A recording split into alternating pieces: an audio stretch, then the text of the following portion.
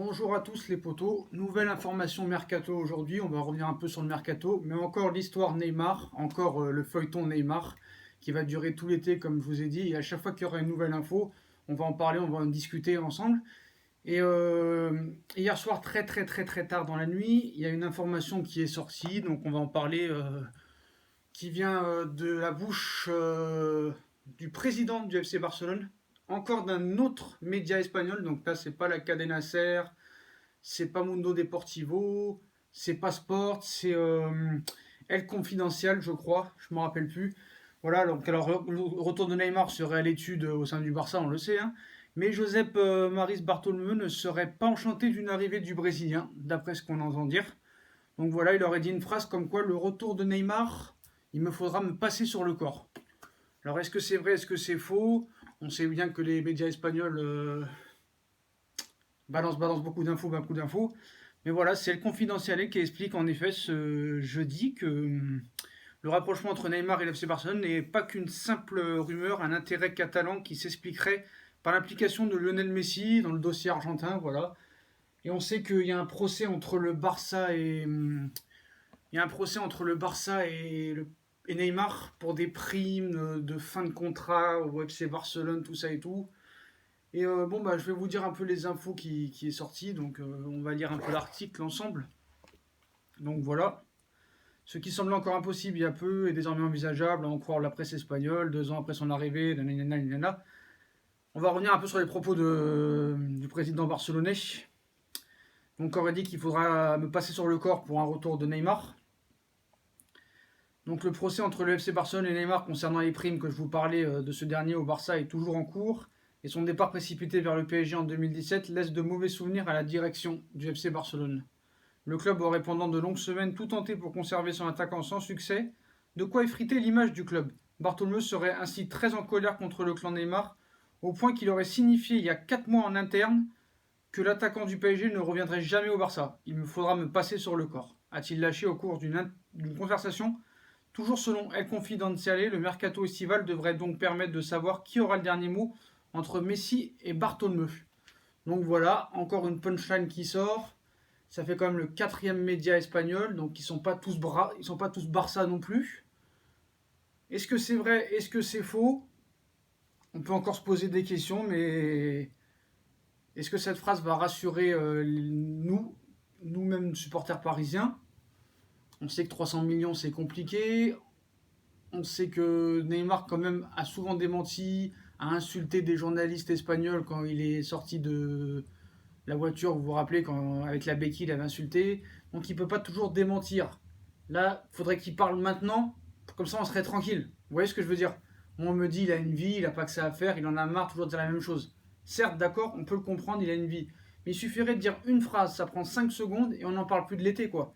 Et cette phrase, il la dit pas. Voilà le problème. Donc ça, c'était une information vers les minuit et demi, 1h du matin. Et il y a une nouvelle info qui vient d'arriver il y a quelques minutes. Donc c'est le clan Neymar qui confirmerait le divorce avec le PSG. Donc encore à prendre avec des pincettes. Les déclarations se multiplient. Donc c'est un proche, très proche de Neymar, l'un de ses meilleurs amis, qui aurait dit: Neymar Junior ne s'est jamais senti heureux à Paris, mais demander à quitter le club, c'est autre chose. Et nous n'en étions pas là, jusqu'à présent.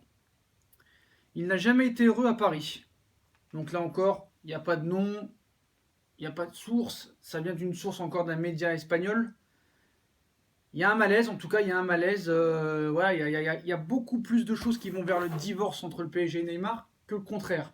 Mais bon, moi, on me dit arrête de croire les médias espagnols, arrête de croire ça. Neymar a déjà démenti depuis des années qu'il voulait rester au PSG. Il a insulté une journaliste du FC Barcelone. Sur Instagram, il a dit fuck les news ou je sais pas quoi là. Il avait dit ne croyez pas ces news, tout ça et tout. C'est vrai qu'il peut pas tout le temps démentir. Le mec, il a autre chose à faire, tout ça et tout. Je pense que là, les rumeurs vont aller tous les jours de bon train. Voilà, c'est ça le problème. Tous les jours, on va avoir des nouveautés. Et je pense que ce feuilleton va être très long. Je pense qu'on en saura plus d'ici le début juillet. Je pense que ça avancera pas. Tous les jours, il y aura des rumeurs, des rumeurs, des rumeurs. Donc je pense que ça va être compliqué quand même. Donc voilà pour le dossier Neymar. Donc on va revenir direct vite fait. Donc Bartomeu serait contre sa venue. Il aurait dit qu'un retour de Neymar ne sera pas envisageable et qu'il faudra le passer sur le corps. Est-ce qu'il l'a dit ou pas? Et un proche de Neymar dit que le divorce est consommé avec le Paris Saint-Germain, qu'il n'a jamais été heureux. C'est vrai qu'au début on ne parlait pas d'un départ, mais là vraiment c'est devenu envisageable. Là encore c'est une source à prendre avec des pincettes, surtout quand ça vient des médias espagnols. C'est vraiment à prendre avec des pincettes parce qu'on sait bien que les journalistes espagnols aiment bien foutre la merde. Sinon, on a vu Neymar s'afficher avec Benzema, donc là, ça veut rien dire. Hein. On va pas dire parce qu'il s'est mis en photo avec Benzema qu'il va aller au Real Madrid. Voilà, ça c'est un peu bête de notre part. Parce que si à chaque fois qu'il fait un geste, on dit quelque chose, ça va pas le faire. Bon, sinon, du côté maintenant des départs, parce qu'il faudra parler, j'en ai parlé dans les précédentes vidéos, si on vend pas, on ne pourra pas acheter. Sur le cas Paredes, bon bah Paredes serait déjà indésirable. Hein. On sait que ça a été une escroquerie manifeste. Beaucoup de gens sont pour lui donner une deuxième chance. Moi, c'est pas mon cas.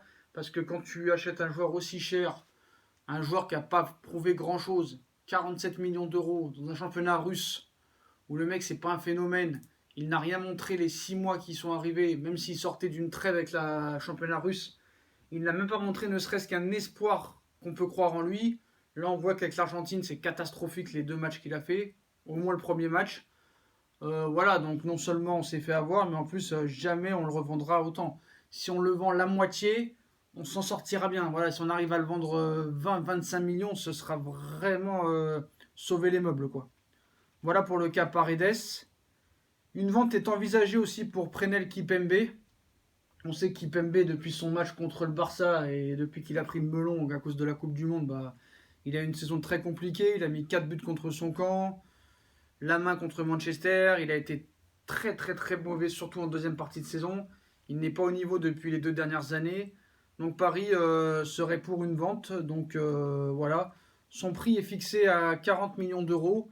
En plus, si avec l'arrivée de Ligt, le mec il va pas se sentir très à l'aise et il va se sentir menacé. Hein. Pareil pour Thiago Silva que Paris ne retient pas non plus. Si jamais une offre tombe pour Thiago Silva qui est en fin de contrat en 2020, ils vont pas se lâcher. Donc voilà pour un peu les infos. Voilà, donc il va falloir vendre. Moi je pense que c'est une bonne idée de vendre, mais bon, je pense pas que Thiago Silva et Kipembe partiront les deux. C'est un des deux qui partira. Moi je serais plus pour Thiago Silva, mais c'est sûr que Kipembe rapportera plus au PSG que Thiago Silva. Après, pour du côté de Kurzawa et du côté de Meunier, bah, toujours pas de nouvelles. Il y a des discussions avec Manchester United pour Meunier. Kurzawa, il n'a pas d'offre, personne n'en veut. Nkunku, Wea, c'est au point mort. Enzoki, pour l'instant, on n'a pas de nouvelles, donc c'est un peu au point mort. Je crois que vraiment tous les dossiers sont entre De Ligt qui vient au PSG, Neymar, le dossier Barcelone, Real Madrid. C'est très compliqué. Ça va être un mercato très compliqué, autant au niveau des achats que des ventes. Je suis un peu déçu sur le choix du gardien de Leonardo qui voudrait mettre 60 millions pour Donnarumma. Ça me paraît surestimé. Moi, franchement, je préfère un Keylor Navas qu'un Donnarumma qui a jamais rien prouvé. Navas est 3 fois moins cher et a fait 3 fois plus ses preuves, excusez-moi, que Donnarumma. Même si Donnarumma a 20 ans, moi, je préfère miser sur Navas plutôt que Donnarumma. Et en plus, c'est 3 fois moins cher. Donc voilà les poteaux. De toute façon, je pense qu'il n'y aura pas d'arrivée avant les décisions de l'UEFA pour le fair play financier. Comme ça, on saura vraiment où on en est. Pour l'instant, l'enveloppe serait de 135 millions d'euros pour le PSG. Plus d'éventuelles ventes, on verra ça. En tout cas, pour l'instant, tout reste au point mort. De Ligt, il n'a pas encore choisi. Même si Paris reste un minimum favori. Et au niveau des ventes, on verra Kipembe, on verra Thiago Silva, on verra Paredes, Nkunku, Diaby, Enzoki, peut-être Areola ou Trapp. On verra. En tout cas, le mercato du PSG va être très très chaud.